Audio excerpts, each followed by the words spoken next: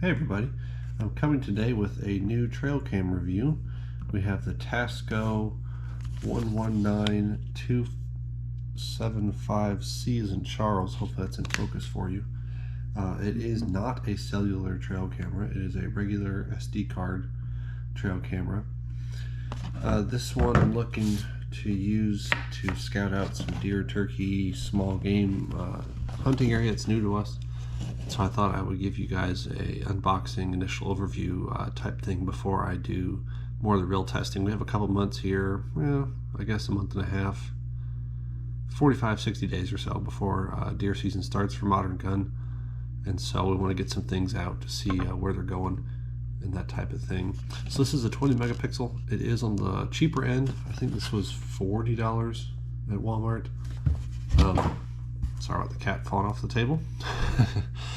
She was trying to jump up here. I obviously can't let her get in the way here. So this is a cheaper one. I don't want to go anything too crazy right now, and actually I'm in talks with a company to get another one. We'll see if that pans out. Not Tasco, it's a different company entirely. This claims it's 20 megapixels. It has 1080p video, has an infrared flash, and this here, it doesn't say the distance. It's the Tasco Invader 20 megapixel trail cam. It says it runs full season, 4 AA batteries. Here's some examples of their pictures. 6-month battery life. There we go. 70-foot PIR detected distance. There's not a whole lot else here on the box. It is made in China, as everything is. When you take it out of the box, it comes in this plastic container. It's fit in there really tightly, so this tore a little bit. But you do get the camera, which will come back to in a second. You get the strap to attach it to a tree or a post or whatever. And you get the owner's manual, user's manual, which is okay. It's in decent English. There are some strange things, and the font's a little odd, but overall it's pretty good actually in figuring things out. It gives you the time, the date, the year, if you're going to do 1 picture, 3 pictures, or a video, if you want to format your SD card, if you need to put it back into default, if you want to give it an ID number. So it's not too bad. Tells you how to install it. Now this is something I saw that I thought was interesting. I'll try to hold this up here, if not maybe I'll come back later and take a picture of this. For mounting, it wants a tree of at least 6 inches. For optimal picture quality, the tree should be 16 or 17 feet away from the place to be monitored at the camera height of 2.5 to 3.5 feet. Now that seems awfully low to me from ones that I've seen, but I'm no expert in this. That might be standard, I don't know, but that seemed really low.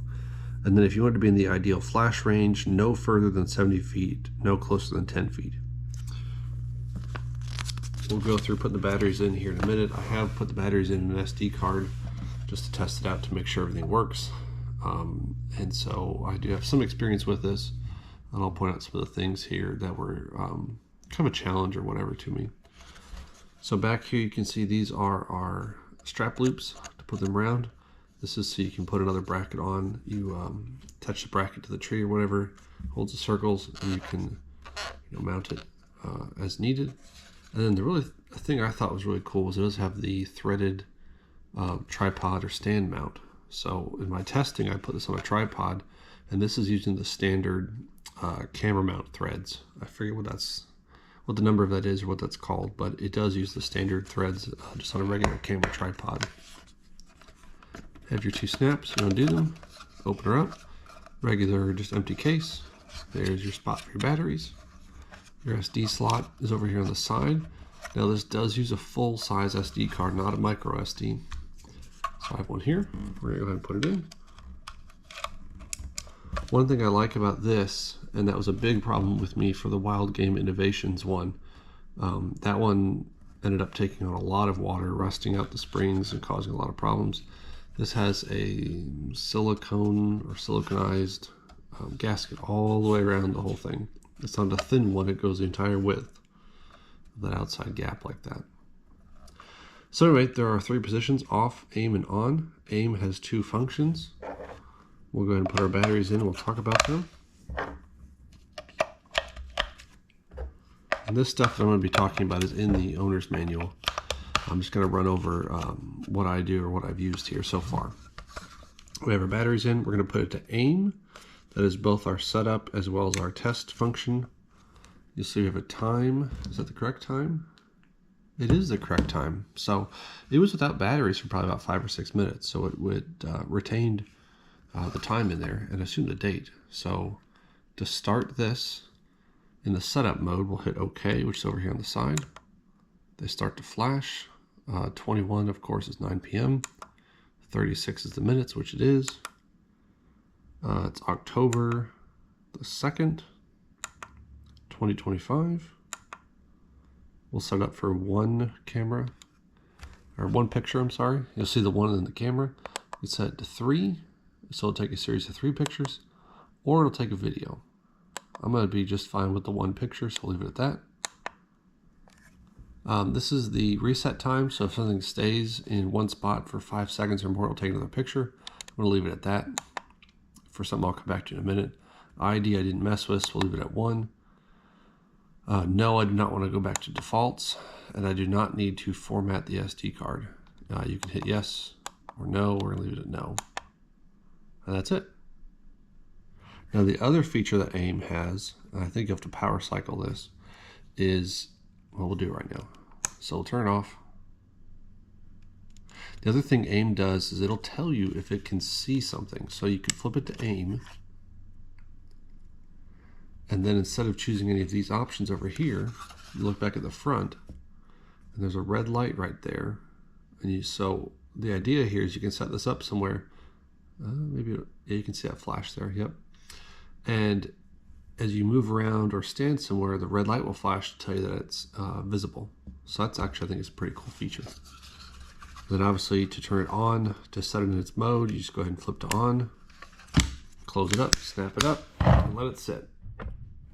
And I'm not going to show you this picture because it'd be pretty silly with a camera, but I'll try to get some pictures here of some things later. Maybe these, I set it out here for this test, and we'll see what we can find. But overall, I like it.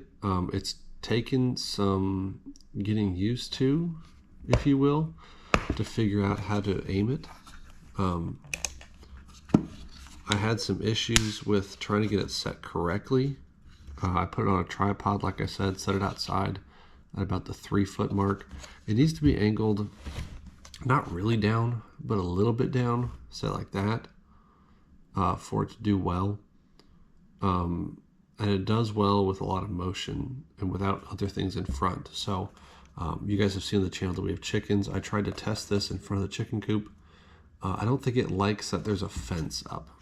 So I put this facing the chickens, 8 feet away, 10 feet away. We have the fence and the chickens are behind it, and it didn't catch any of the chicken movement.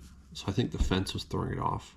However, putting it out front by the front door, it would catch cars driving by at nighttime. It would catch people walking their dogs, that sort of thing. The sidewalk's about 50 feet away from the front door.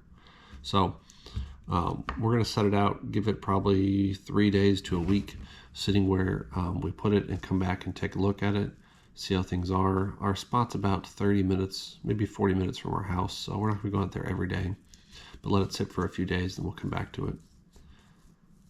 So I thought I would just come at you guys real quick with a quick overview of the Tasco